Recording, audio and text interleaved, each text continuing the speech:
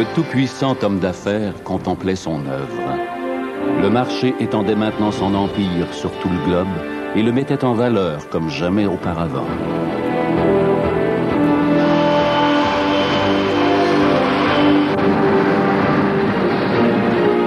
Pourtant, de nombreuses richesses lui échappaient encore.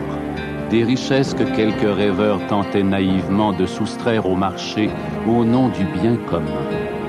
Pour l'homme d'affaires, cette idée de bien commun constituait désormais l'ultime frontière le séparant de son but, transformer le monde entier en marchandise et proclamer enfin le marché total.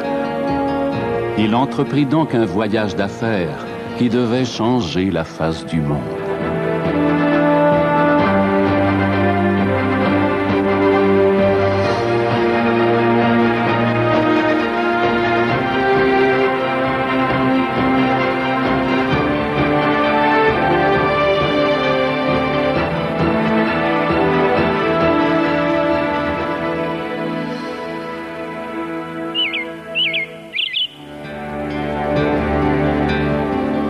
Depuis les origines, la quantité d'eau sur Terre n'avait pas changé. On ne pouvait toutefois en dire autant de sa qualité. Pour l'homme d'affaires, maître dans l'art d'exploiter la rareté, les hommes n'avaient plus le choix. Ils devaient faire de l'eau un objet de commerce et laisser la main invisible du marché en régler l'échange.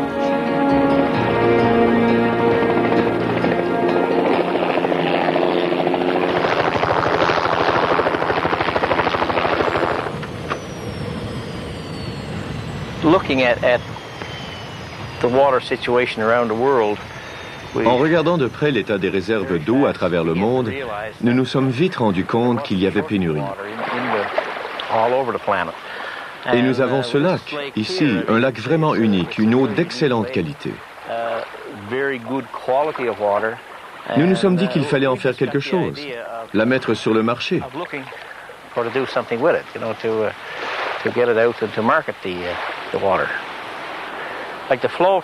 Le débit du lac Gisborne est de 100 millions de mètres cubes par année. Nous en prendrions 25 millions, c'est-à-dire un quart du débit. Même si on voulait la stocker, on n'y arriverait pas. Elle se perdrait dans la mer, de toute façon.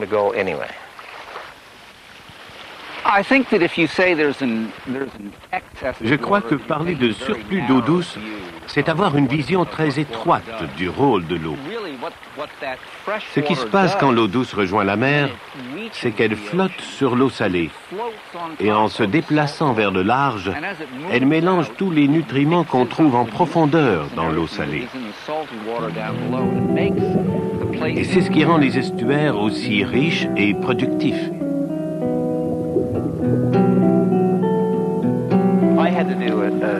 J'ai dû faire une étude d'impact environnemental qui a duré presque 3 ans.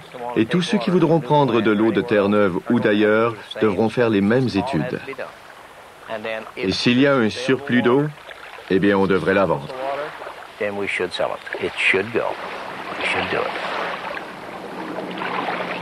Toute province qui commencerait à exporter de l'eau en vrac sur une base commerciale déclencherait l'application de l'ALENA, c'est-à-dire que l'eau deviendrait automatiquement une marchandise. Ça veut dire que nous serions obligés d'ouvrir ce marché aux compagnies américaines, que nous devrions autoriser également cette pratique dans toutes les provinces. Ça veut dire aussi qu'une fois le robinet ouvert, nous ne pourrions plus le refermer ni même réduire le débit. Et nous ne pourrions imposer aucune restriction environnementale parce que l'eau aurait un statut de marchandise entre nos deux pays.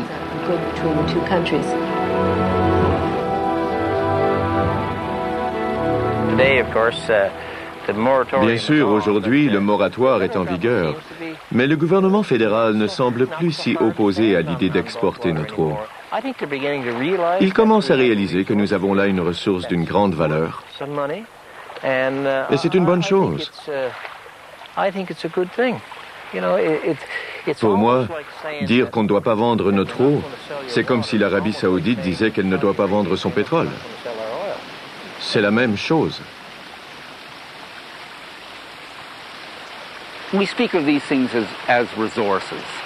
Nous parlons de l'eau comme d'une ressource, au même titre que le fer, le cuivre ou le nickel. Mais toutes ces choses nous laissent un choix. Si on manque de fer, eh bien, le nickel peut faire l'affaire. Si on manque de pétrole, on peut prendre du gaz ou autre chose. Mais dans le cas de l'eau, c'est très différent. On n'a pas le choix. Il n'y a que l'eau. C'est l'élément essentiel de la vie. Sans eau, il n'y a pas de vie.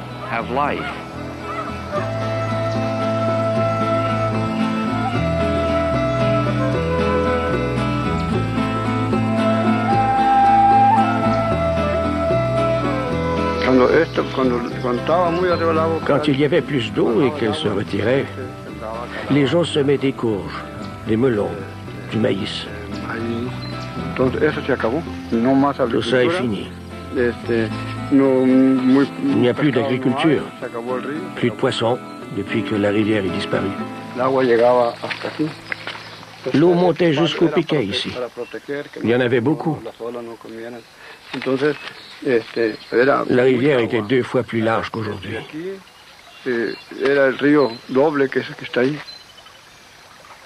Et pourquoi il n'y a plus d'eau? Parce que les États-Unis la retiennent.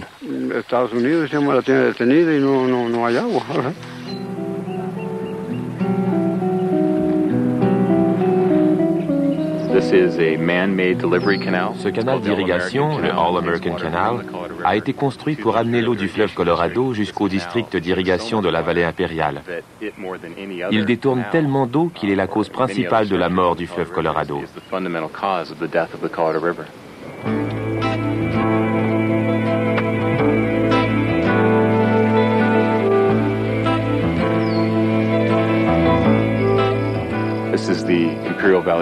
Voici le district d'irrigation de la vallée impériale, situé dans l'un des déserts les plus arides au monde. Dans une région où il tombe moins de 8 cm d'eau par année, vous trouvez des champs de luzerne, de blé, du bétail. C'est un vaste paysage d'agriculture industrielle. Ce n'est pas de l'agriculture, ça.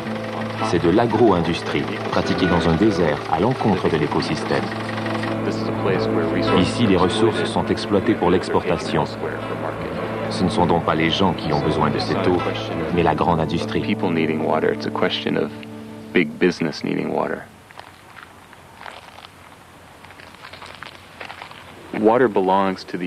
L'eau appartient à son écosystème. C'est la seule façon de voir l'eau si on veut maintenir un équilibre entre usage et conservation. Mais les gens, ici aux États-Unis en particulier, considèrent l'eau comme un simple produit dont il faut tirer profit. Et cette attitude est tellement valorisée qu'il n'y a plus d'autres valeurs qui tiennent.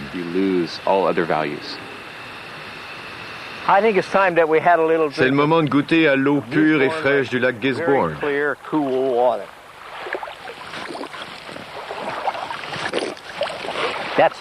C'est vraiment une bonne eau. Je la recommande à tous. Bien sûr, nous devons nous demander quel est notre devoir envers le reste du monde en tant que pays riche en eau. Mais ce débat doit avoir lieu en gardant à l'esprit que l'eau est un bien commun. Faut-il la faire payer? Ça se discute. Mais pas si c'est pour remplir les poches des compagnies.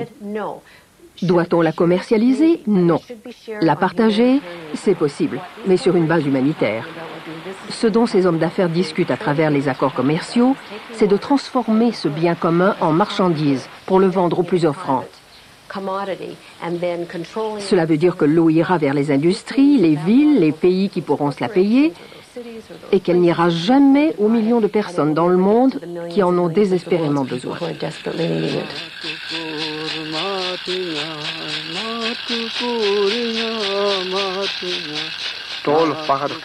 Les oiseaux aussi sont comme les Indiens.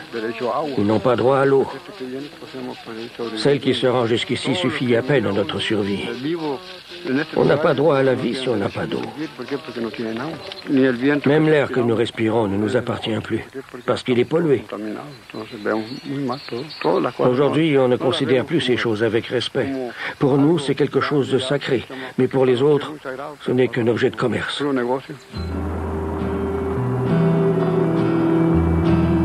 L'homme d'affaires contempla alors son œuvre et déclara que tout cela était bon pour les actionnaires.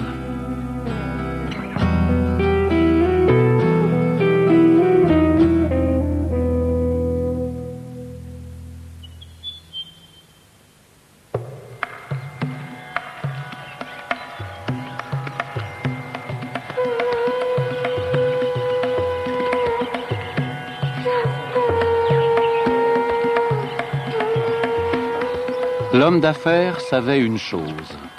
À l'ère de la connaissance, la propriété intellectuelle lui assurerait le même pouvoir que la propriété des usines à l'ère industrielle. Le deuxième jour, il entreprit donc de s'approprier les connaissances, à commencer par celles des peuples anciens. ये हमारा पेड़ होता है, कॉमन पेड़ है, बहुत नीम बोलते हैं इसको। ये इसकी पत्ती है जो ब्लड प्योरीफायर का काम करती हैं। हमारा यूनानी मेडिसिन में ये साफी में इस्तेमाल होती है और साफी एक बहुत अच्छा हमारा का प्रोडक्ट है जो ब्लड प्योरीफायर का काम करता है।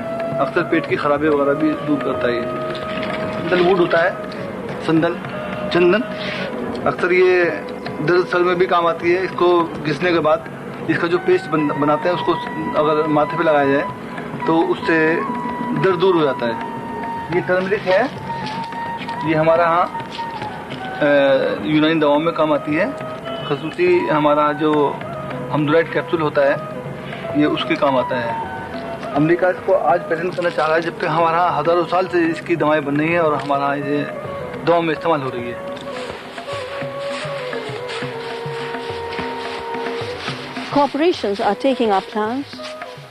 Les compagnies s'approprient nos plantes et nos connaissances et les présentent comme leur invention. Il y a RiceTech qui prétend avoir inventé le basmati, W.R. Grace et le département américain de l'agriculture qui prétendent avoir découvert l'usage du margousier comme pesticide et fongicide en agriculture. D'autres compagnies prétendent avoir découvert les propriétés digestives du poivre noir alors qu'il est utilisé en Inde depuis des millénaires. Ou encore le curcuma pour la cicatrisation des plaies ou le gingembre pour le rhume. Des centaines de plantes utilisées par nos mères et nos grands-mères depuis toujours sont maintenant présentées comme des inventions.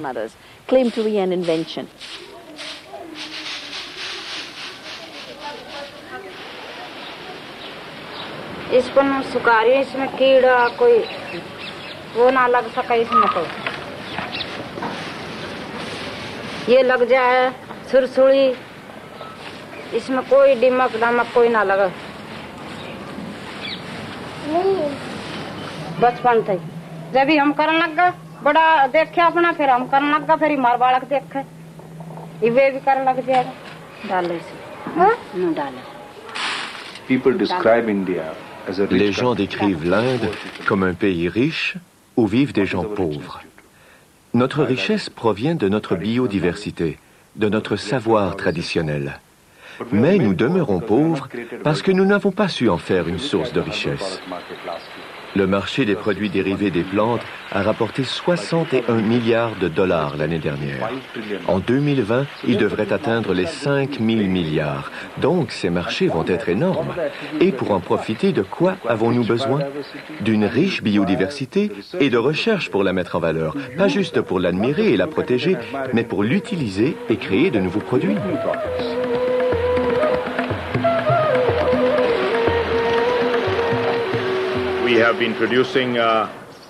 Nous produisons des oléorésines à partir du poivre. L'un des principaux constituants de ces oléorésines est la piprine, l'élément épicé du poivre. Dans la médecine ayurvédique pratiquée en Inde depuis des siècles, on utilise la piprine pour améliorer l'efficacité des traitements. Nous avions donc ciblé les marchés nutraceutiques et pharmaceutiques occidentaux où ce nouvel usage est de plus en plus répandu.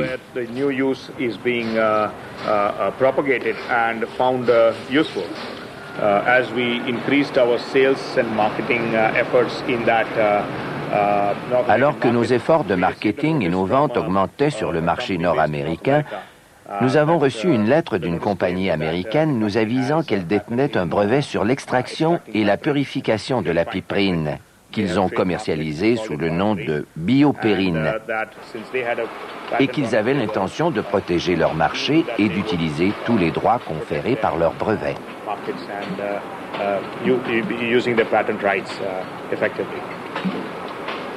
Si j'étais une compagnie pharmaceutique et que je découvrais un médicament, mais que ce médicament était déjà breveté, je respecterais cela. Je ne pourrais pas simplement le copier et m'attendre à avoir les mêmes droits.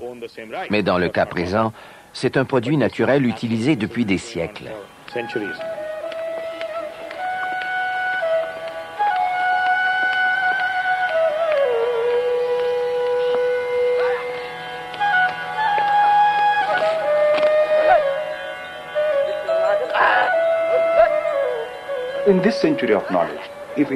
Si l'Inde ne veut pas rester pauvre dans ce siècle de la connaissance, nous devons apprendre à jouer le jeu. Nous avons donc lancé une campagne massive d'information sur les brevets auprès des scientifiques, dans les universités et les entreprises. Mes propres laboratoires sont maintenant à l'avant-garde. Par exemple, pour ce qui est des brevets étrangers, il y a 4 ans, nous en avions seulement 50. L'année suivante, 100. Et l'année dernière, 200. Cette année, je suis fier de le dire, 450 demandes de brevets ont été déposées. Les gens commencent à s'y habituer. Ils réalisent que grâce aux brevets, ils sont capables de créer de la richesse pour leurs institutions, pour la nation et aussi pour eux-mêmes. Pourquoi pas? À partir du moment où vous déposez un brevet, même si vous êtes indien, vous ouvrez la voie à la privatisation de la vie. Déposer un brevet sur un bien commun, c'est en limiter l'accès. La solution à la biopiraterie, c'est de garder les semences, les plantes, les animaux et le savoir comme bien commun.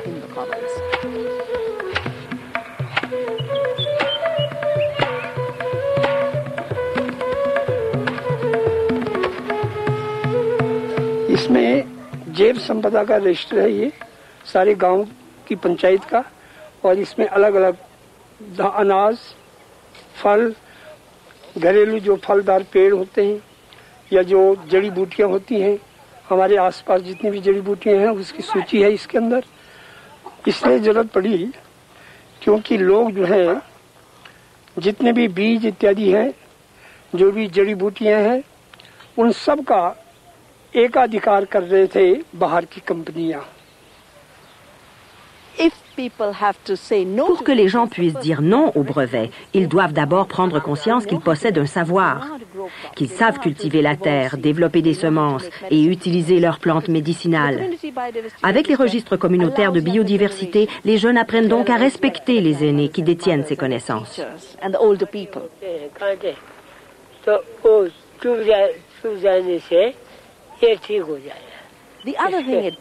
Mais ces registres servent aussi à renforcer le sentiment de communauté.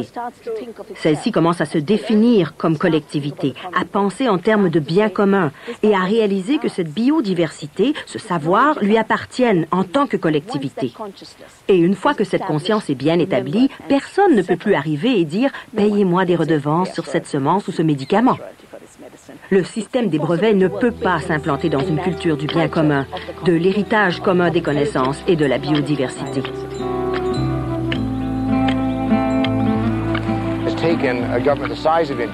Il aura fallu un gouvernement comme celui de l'Inde, avec son opposition historique au système des brevets et des cultures aussi importantes que le riz basmati ou le margousier, pour qu'une opposition s'organise. La plupart des pays en voie de développement n'ont absolument pas les moyens de relever de tels défis. Le coût moyen de ce genre de litige est d'1 demi-million de dollars. Et comme les brevets sont des lois nationales, si une communauté indigène voulait défendre ses droits, il lui faudrait des avocats à Munich pour les brevets européens, à Washington pour les brevets américains et à Tokyo pour les brevets japonais. C'est impossible. Donc, 9 fois sur 10, les communautés indigènes n'ont même pas conscience qu'elles se font déposséder.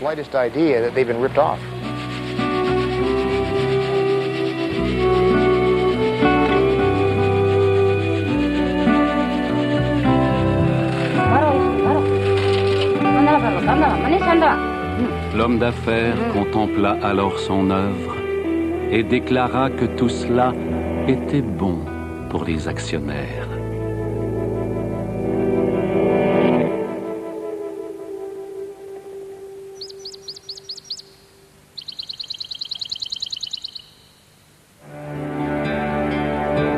Souvent, au cours de ses nombreux voyages, l'homme d'affaires s'était montré contrarié par cette fâcheuse faculté qu'avaient les plantes de se reproduire. Il eut alors une idée d'une audace inouïe. Pour mettre fin à ce gaspillage, il décréta que désormais, les semences et leur lignée entière seraient propriété privée.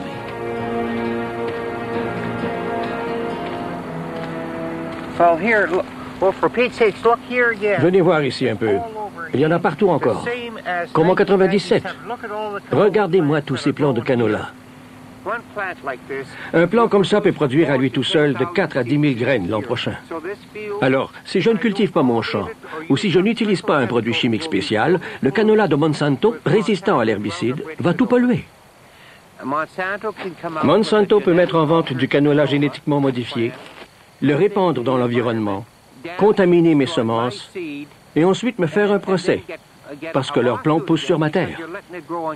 Le juge l'a dit. Peu importe comment les graines se sont retrouvées ici, que ce soit par l'effet du vent, par pollinisation croisée ou en tombant d'un camion, les semences appartiennent à Monsanto et je dois les leur restituer. Dites-moi comment je peux restituer des millions de plants. Comment je suis censé les déterrer pour les redonner à Monsanto? C'est impossible.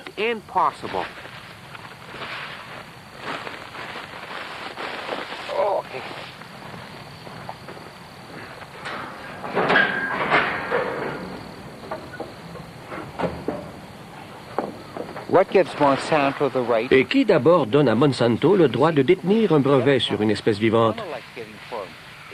Si je sème une graine une première fois et qu'elle se reproduit, Monsanto ne devrait pas avoir de droit là-dessus. Ce n'est pas Monsanto qui l'a reproduite, c'est le fermier. En fait, ce n'est même pas le fermier, c'est la nature, le soleil, la terre.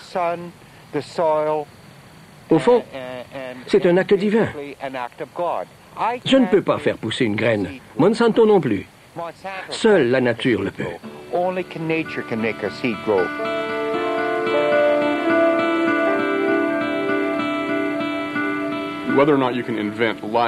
Créer une forme de vie et créer une nouvelle semence sont deux questions distinctes. Pour être brevetable, une nouvelle semence doit être une nouveauté, être utile et non évidente.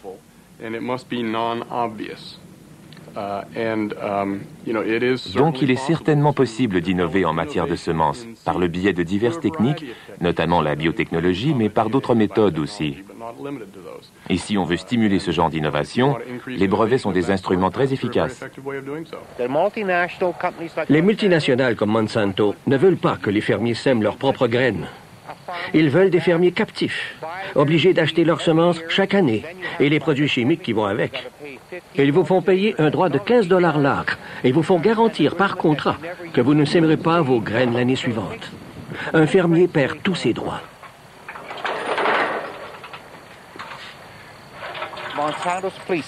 Les détectives de Monsanto, on les appelle la brigade des gènes, peuvent s'amener sur votre ferme jusqu'à 3 ans après votre récolte pour inspecter vos silos, vos champs, vos entrepôts et vérifier si vous ne trichez pas en douce. Si Monsanto doit s'abaisser à de telles pratiques et engager des détectives pour vendre ses produits, il y a quelque chose qui cloche dans la logique et la politique de leur compagnie. D'après moi, c'est complètement tordu.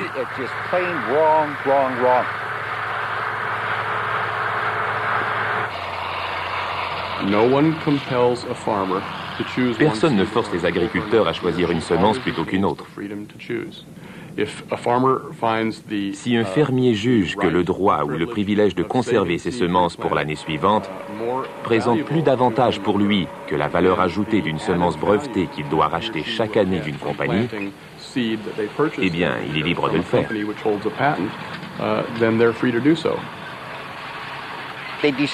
Ils ont anéanti 53 ans de travail. Les semences que j'avais développées étaient résistantes aux maladies qu'on trouve par ici. Tout ça est ruiné.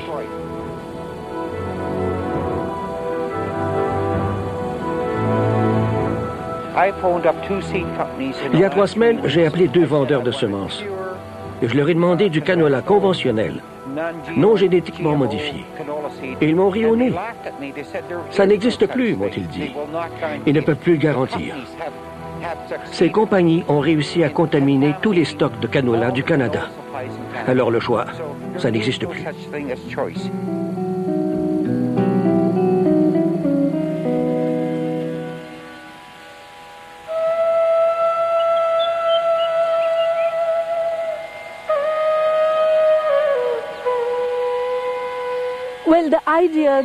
L'idée que les fermiers ont un choix quelconque dans un système contrôlé par les corporations est totalement fausse, parce qu'au départ, celles-ci font en sorte que les fermiers soient dépossédés de leurs semences.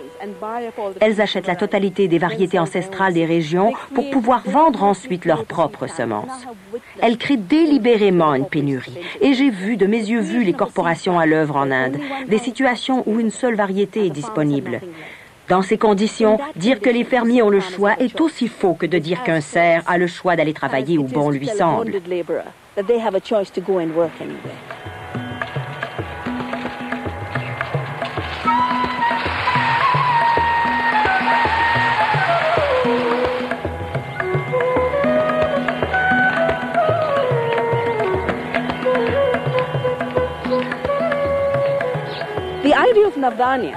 L'idée maîtresse derrière Navdanya et ce à quoi je me suis engagée pour le reste de ma vie, c'est de créer un sanctuaire de biodiversité pour préserver les espèces menacées.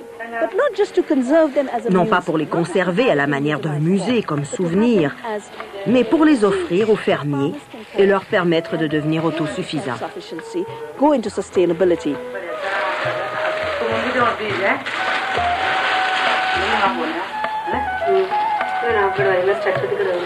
हम जब से इस संस्था से जुड़े हैं ना, ये लोग हम जो भी बीज कम पड़ता है हम इन्हीं लोगों से लेते हैं बीज। कोई भी बीज है हमको दे देते हैं, जैसे मक्की है, धान है, मटर है, हर चीज सरसों है, कोई भी चीज है ये लोग देते हैं। 1 किलो ये देते हैं, हम लौटा के इनको 2 किलो वापस करते हैं। कोई सफेद कोई लाल को For me, it was absolutely key. Pour arriver à protéger l'intégrité des plantes et la liberté des fermiers, il était absolument essentiel pour moi d'avoir des semences libres, libres de brevets et exemptes de manipulation génétique. Pour nous, Navdanya est l'illustration de la liberté de la nature d'évoluer à son rythme et de la liberté des fermiers d'évoluer sans être contraints par une poignée de corporations qui veulent contrôler tous les aspects de la vie, celle de la planète et la nôtre.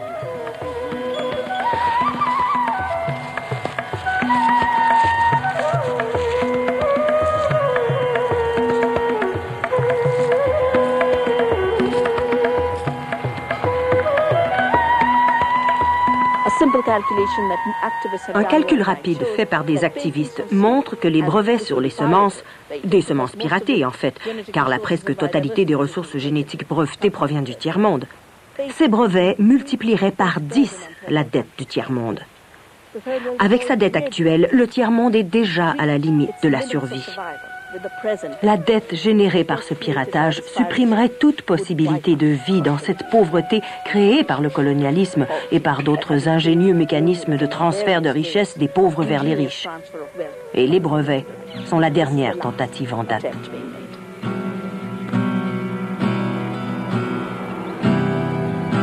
L'homme d'affaires contempla alors son œuvre et déclara que tout cela était bon pour les actionnaires.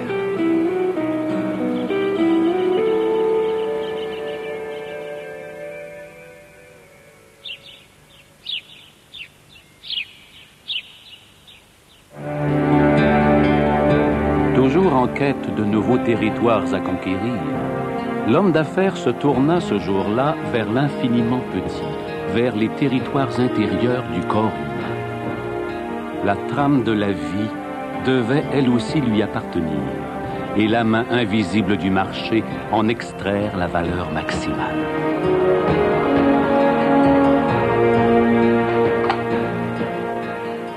Myriad Genetics a breveté un test de prédisposition au cancer du sein et de l'ovaire qui est basé sur l'analyse de la séquence du gène BRCA1, donc qui est l'un des gènes de prédisposition au cancer du sein.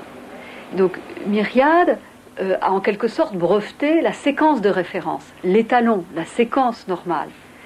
Et toute personne qui utilise cette séquence de référence avec n'importe quel outil moléculaire enfreint les droits de propriété industrielle de Myriad.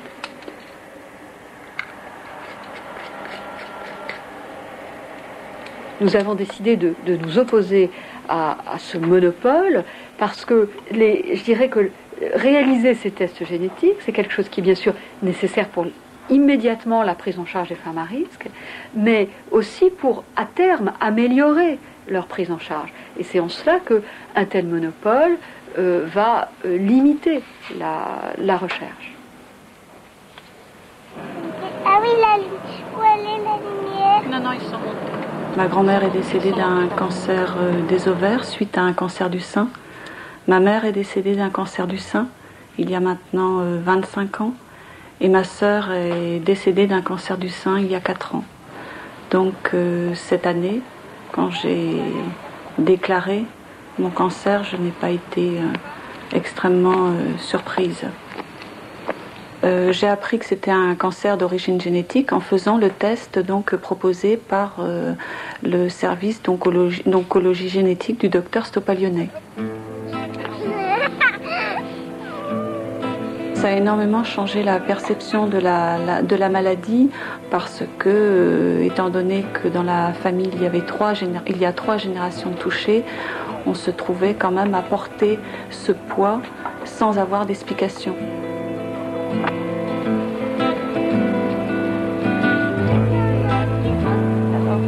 En faisant ce test de mon côté, j'ai apporté une réponse à la situation de ma famille, mais en même temps, j'espère que ça va faire progresser la recherche dans ce domaine-là, la recherche dans le domaine de la médecine prédictive.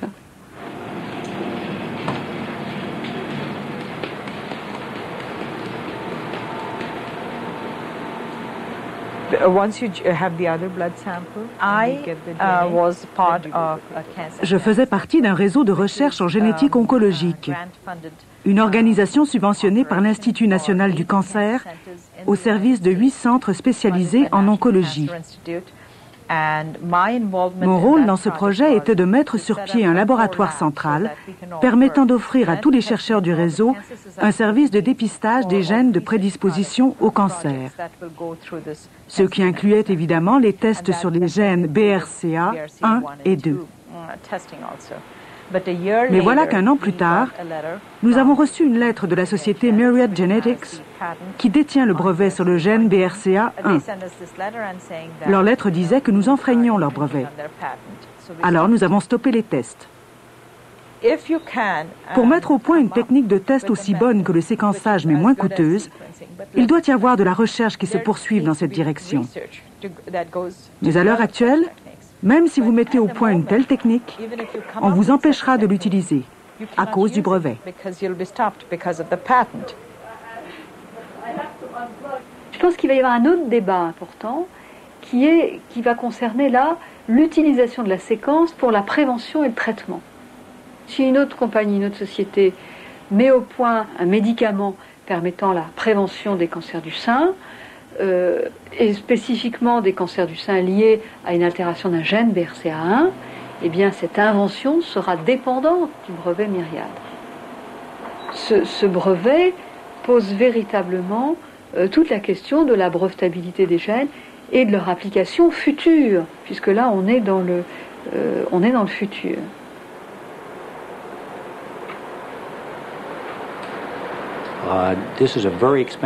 Produire des médicaments coûte très cher.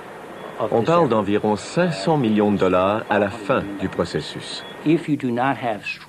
Sans la solide protection d'un brevet, non seulement sur le produit, mais aussi sur l'identification du gène et de sa fonction, personne ne se lancerait dans cette aventure.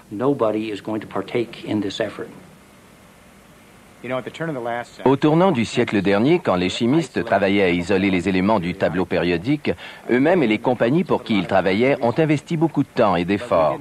Pourtant, on ne leur a pas permis de réclamer des brevets sur ces éléments chimiques, mais seulement sur les procédés qu'ils avaient utilisés pour isoler ces éléments chimiques.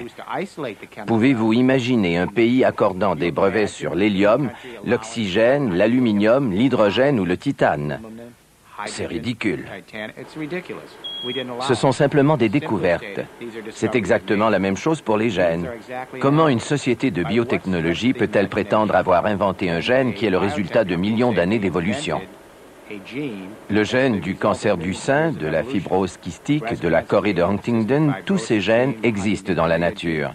Par conséquent, peu importe combien d'argent ils ont investi, ces gènes n'ont pas été créés par l'homme, donc ils ne sont pas brevetables. En génétique humaine, la recherche ne peut se faire sans la participation active du patient. C'est son bagage génétique que le chercheur analyse pour trouver les anomalies qui causent les maladies. Alors si on commence à dire au patient, « Aujourd'hui, nous allons utiliser votre sang pour découvrir le gène responsable de votre maladie, mais demain, vous bénéficierez de cette découverte seulement si vous acceptez d'acheter ce service d'une compagnie. » Je me demande combien de patients accepteront de participer à nos recherches. Et c'est pourtant là l'essentiel. Ce gène fait partie de mon intégrité. Même si c'est la plus petite entité du corps humain, elle fait partie de mon intégrité physique et elle se retrouve dans d'autres familles. Donc elle m'appartient comme elle ne m'appartient pas et à la limite, elle fait partie du bien commun. Elle représente une entité qui vient de ma mère, qui elle-même l'a reçue de sa mère. C'est ce qu'on appelle le patrimoine génétique. On se retrouve avec un terme qui, à mon avis, ne peut pas rentrer dans un commerce. Ça voudrait dire qu'en fait, le corps humain a une valeur marchande.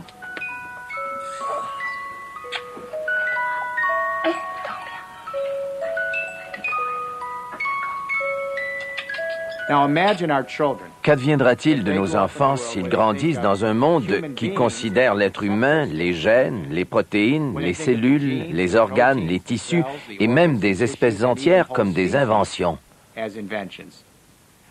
Qu'adviendra-t-il de la valeur intrinsèque de la vie si nos enfants grandissent en croyant que la vie n'est qu'un matériau, une affaire de brevet?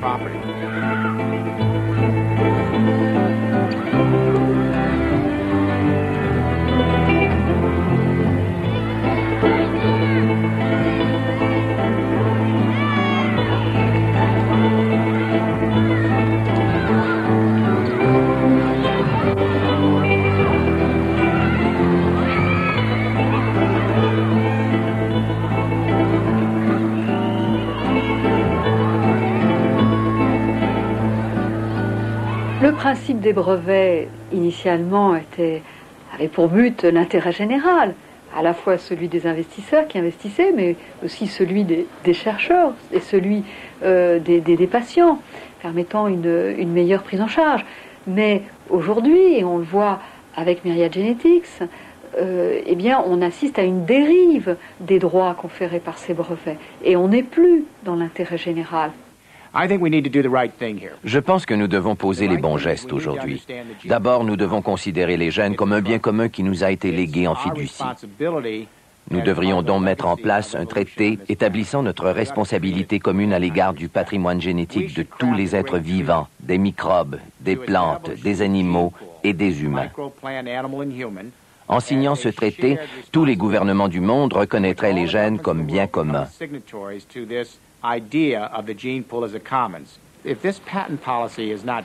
Si nous ne remettons pas en question la légitimité des brevets sur les gènes, dans moins de 15 ans, les multinationales des sciences de la vie seront propriétaires du génome humain et elles vont s'approprier graduellement aussi le génome des autres espèces. Elles détiendront alors un pouvoir sans borne pour imposer leur volonté au reste de l'humanité au moment où celle-ci aborde l'ère de la biologie et de la biotechnologie.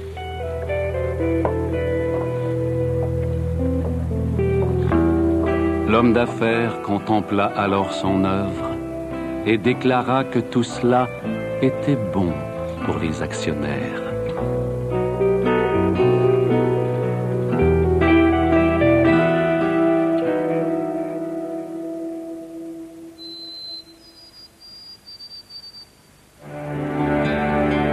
Depuis longtemps, l'homme d'affaires avait dans sa mire les services publics. Patiemment, il avait mis en place les conditions de pénurie essentielles à la réalisation de son plan. Le moment était venu.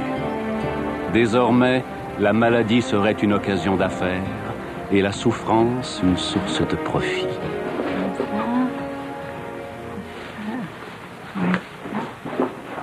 Donc où est-ce que vous partez comme ça?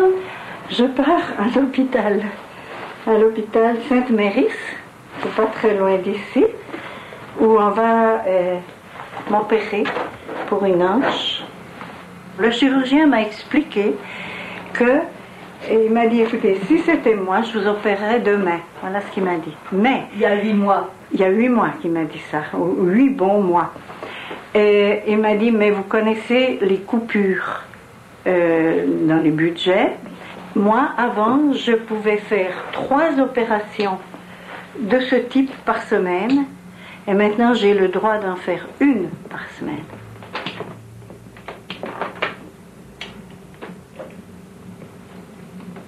Mais il faut savoir ce que c'est la douleur de l'arthrose. C'est horrible, c'est violent, c'est jour et nuit. Et la nuit, c'est, en ce qui me concerne en tout cas, c'est la nuit pire encore que le jour. La liste d'attente, c'est conséquence des décisions politiques du gouvernement, avec tous les coupures dans le budget pour la santé, la fermeture des hôpitaux, la mise à la retraite des médecins, des infirmières. Tout a été fait pour faire des économies sur le dos de la santé de la population. Le gouvernement a donné comme raison, c'est qu'il était obligé de faire un déficit zéro. Mais en même temps, ils investissent davantage dans les grandes sociétés en disant ça c'est bon pour l'économie. C'est pas vrai. C'est une façon de détourner l'argent du système public et donner aux grandes entreprises et en même temps forcer des gens de penser à aller dans le privé pour chercher le soin. Les gens veulent avoir des services, ils s'attendent à une qualité de soins, ils s'attendent à une qualité d'accueil, ils veulent avoir des services qui répondent à leurs besoins. Ils ont de tels services en médecine vétérinaire pour les animaux domestiques et c'est bien clair que dans certains cas, ils ont de la difficulté à avoir l'équivalent dans le secteur public. Ça a bien été? Oui. T'es malade, t'es malade. Quand t'as mal, t'as mal. Il n'y a pas de prix quand ça marche. Si les Québécois et les Canadiens veulent avoir une médecine à la fine pointe, s'ils veulent avoir une accessibilité rapide aux soins médicaux et à l'imagerie, si en même temps ils ne veulent pas voir le compte de taxes ou d'impôts augmenter de façon exponentielle ou très importante, je pense que le privé va continuer à se développer. Les gouvernements disent, mais nous pouvons diminuer vos impôts. Combien? Quelques centaines de dollars, même $1,000, $2,000. Mais nous serons obligés de payer $12,000 par année pour une assurance privée. Et nous ne sommes même pas assurés que les compagnies d'assurance vont nous donner une assurance si on est trop âgé, trop malade ou trop pauvre pour payer.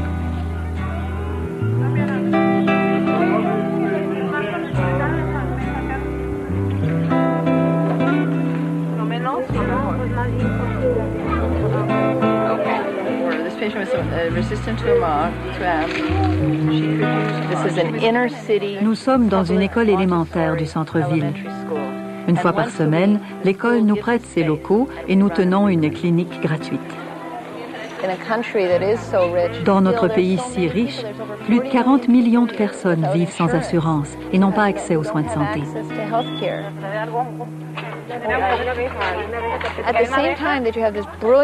Malgré nos brillants progrès technologiques, nous avons l'un des taux de mortalité infantile les plus élevés du monde industrialisé. Il n'y a qu'une élite qui profite du progrès et des millions de gens qui n'ont accès à rien. Pretty bad infection. He needs to go to ED. Yeah. No doubt about it. Yeah, that's so, what I thought. Let's call a taxi. Okay. We don't even need to go there. Okay. This shoe is amazing. Look at this thing. I mean, that's how, they were taking care of it. And it's not any fault of theirs. It's just, sometimes you don't have access to the better medical care. So. We are trying to make a difference. Nous essayons de changer les choses une personne à la fois. Bien sûr, c'est à l'échelle nationale que le changement doit se produire, mais ce sera long, parce qu'il y a des forces puissantes qui s'y opposent et qui privilégient leurs propres intérêts, comme les compagnies d'assurance, les compagnies pharmaceutiques.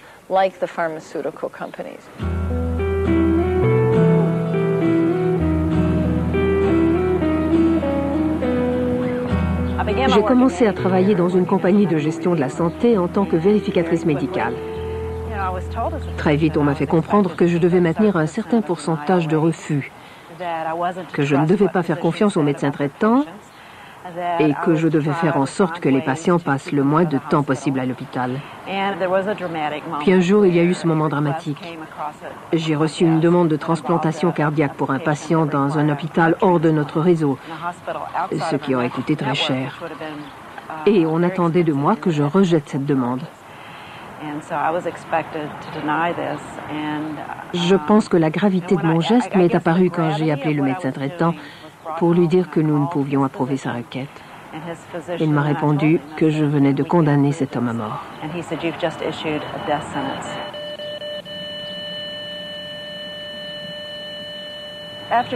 Après des années de réflexion, j'ai réalisé qu'en tant que médecin, j'avais causé la mort d'un homme. Mais au lieu d'en être tenu responsable, moralement et professionnellement, j'avais reçu une promotion. J'étais devenue une meilleure directrice médicale. On me félicitait d'être assez forte pour prendre ce genre de décision qui épargnait des centaines de milliers de dollars à la compagnie.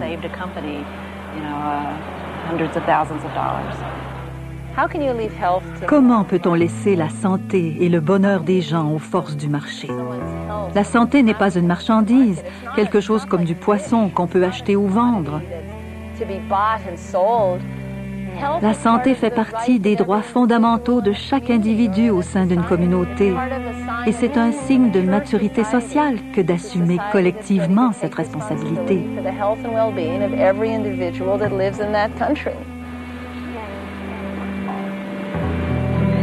Au bout de la ligne, c'est une question de valeur. Qu'est-ce que nous, comme société, nous voulons? Est-ce que nous croyons dans le bien commun ou est-ce que nous voulons un système qui va donner des soins particuliers pour quelques-uns? C'est ça ce que nous voulons faire comme choix, comme société?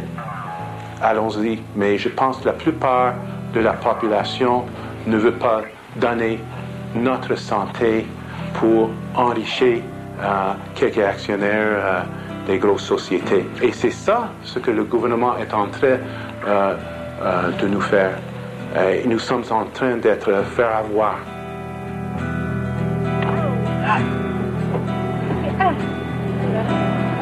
C'est bon. Ça y est.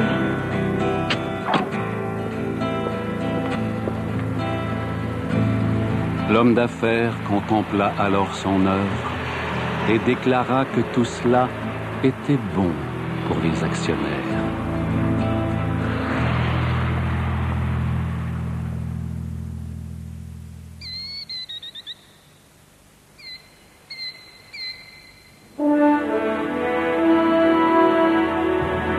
L'homme d'affaires s'était toujours méfié de l'État, l'institution politique que les citoyens s'étaient donnée pour mettre en œuvre le bien commun.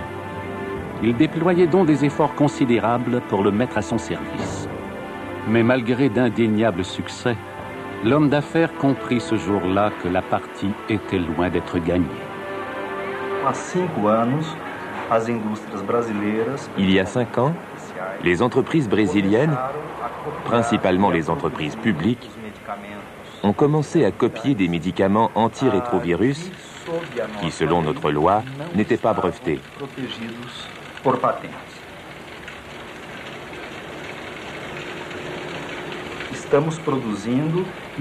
Nous les produisons et nous arrivons à les offrir à un coût 80% plus bas que celui des médicaments d'origine.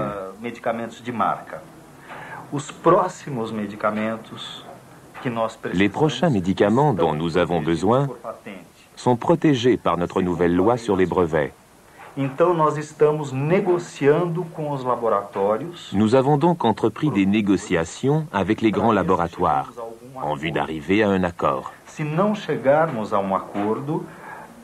En cas d'échec, le gouvernement a décidé d'enfreindre les brevets, ce qui est d'ailleurs prévu par la loi. En cas d'urgence nationale et dans l'intérêt public, nous sommes autorisés à enfreindre cette loi.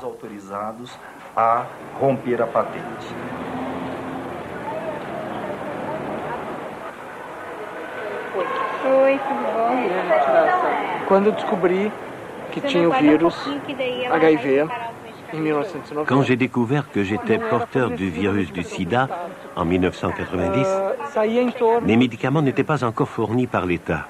$1.200 por mês, Ils coûtaient entre 1200 et 1500 dollars américains par mois. C'est à peu près ce que je gagnais à l'époque. 1200, 1500 dollars par mois. Dépendamment du taux de change. Do dólar no dia, mas em torno de $1.500.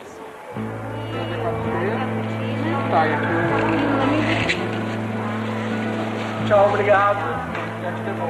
Então, na verdade, en fait, la distribution gratuite des médicaments a permis aux Brésiliens de vivre avec le virus et non plus seulement de mourir du virus. E não apenas a morrer de AIDS.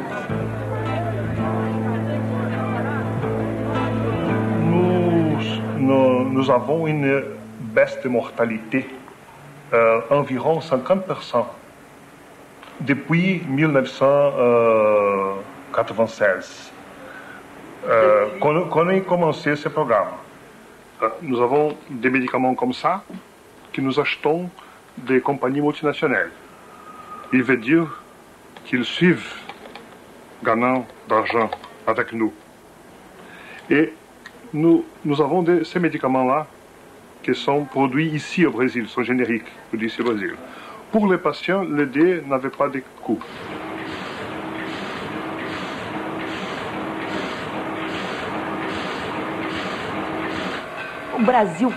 Qu'est-ce que le gouvernement brésilien peut faire pour sauver sa population? Peut-il ne pas fournir les médicaments? Moi, je pense qu'il doit les fournir et appliquer la clause de licence obligatoire que les États-Unis questionnent, mais qui est permise même dans les accords internationaux. Je sais que les brevets sont là pour protéger les investissements, mais il faut aussi tenir compte du droit à la vie. Aucun retour sur investissement ne peut justifier la mort d'un être humain, où que ce soit dans le monde.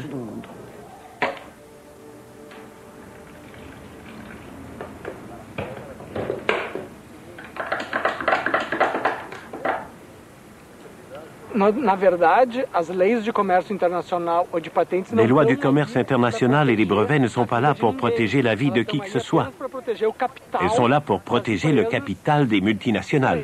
C'est la logique capitaliste, non? Alors, d'une certaine manière, nous essayons de briser cette logique parce que nous savons qu'elle ne peut garantir le bien-être de la population.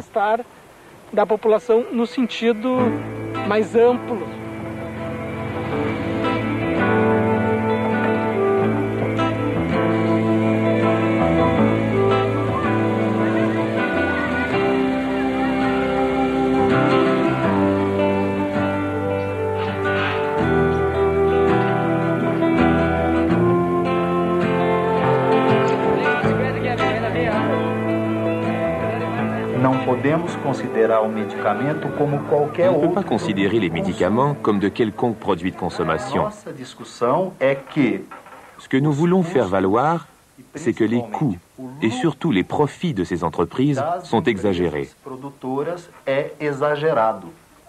Ils n'ont rien à voir avec la valeur réelle du produit, même en tenant compte des profits et des investissements futurs.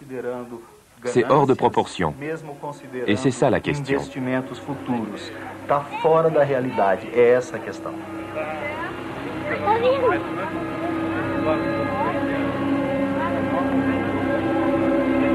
L'homme d'affaires s'en fut alors profondément irrité.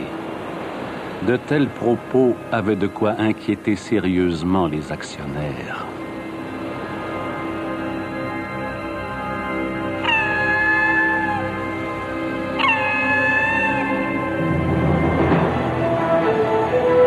L'heure du repos n'avait pas encore sonné. L'homme d'affaires savait qu'il lui fallait agir pour neutraliser les institutions politiques. Le 7e jour, il convoqua donc un grand sommet. Craignant d'être laissé pour compte, tous les chefs d'État accoururent. L'ordre du jour, tenu secret pour le peuple, n'en était pas moins clair.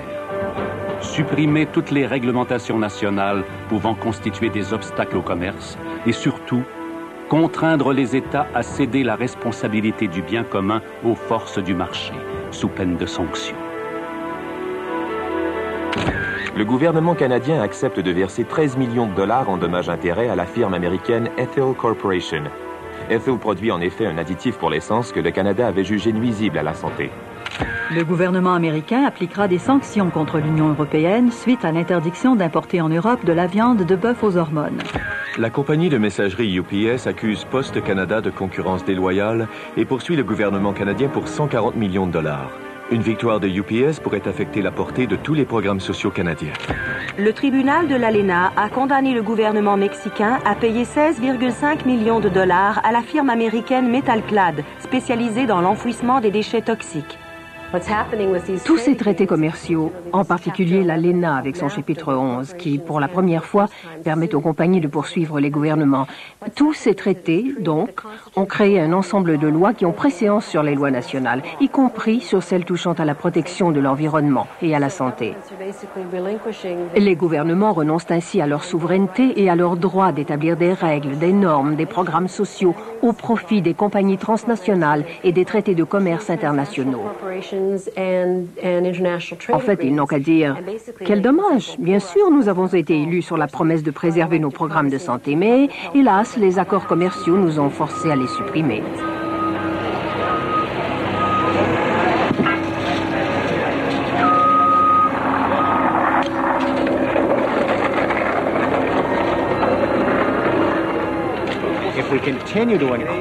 Si nous continuons de transformer nos richesses écologiques collectives en biens privés appartenant à quelques compagnies, nous allons accroître les risques de guerre.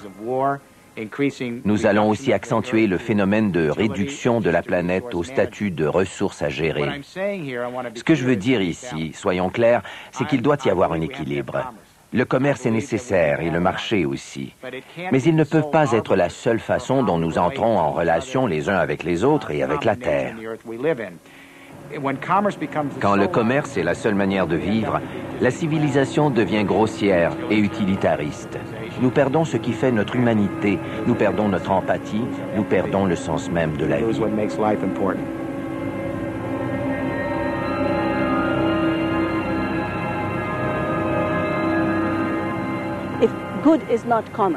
Quand rien n'est bien commun et que tout est bien privé, quelque part sur cette planète, un être en souffre, quelle que soit son espèce. Quand les humains s'adonnent à l'agriculture en ne pensant qu'à nourrir leur espèce et qu'ils travaillent contre le bien des autres espèces, en bout de ligne, ils mettent en péril leur propre sécurité alimentaire. Le bien commun, c'est l'équilibre entre donner et recevoir. C'est le fruit de la réciprocité. C'est l'art de vivre ensemble.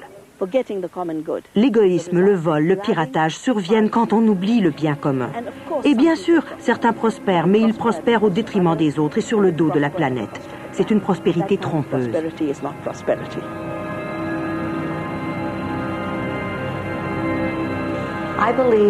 Je pense qu'il est essentiel de maintenir cette notion de bien commun.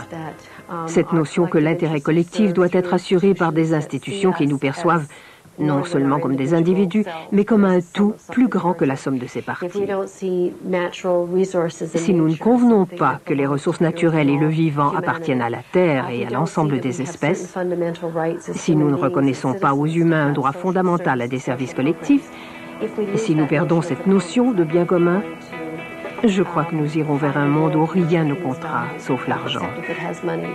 Et dans cette société, beaucoup de gens mourront. Beaucoup meurent déjà parce que dans un tel système, seulement ceux qui en ont les moyens peuvent s'offrir un environnement propre, boire de l'eau pure et acheter des aliments sains. Seuls ceux-là survivront. Le bien commun, c'est donc plus qu'une histoire de patrimoine. Sans notion de bien commun, nous ne survivrons pas.